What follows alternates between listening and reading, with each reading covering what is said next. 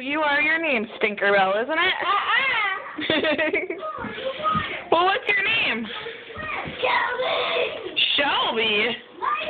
I don't know any little girls named Shelby. Why are you in my house? Jeez. Alright, that's it. You're not being very nice, so I'm going to have to sell you to the circus for mice. I'm going to sell you for some circus mice. No. Hey, Shell, can I trade you for some circus mice? No. Why not? No. They're less noisy. And they're nicer. Can you put these two ponytails in my hair? I don't know. I don't usually help girls that I'm going to sell to the circus. But I'm going to sell you for circus mice. You're doing a video.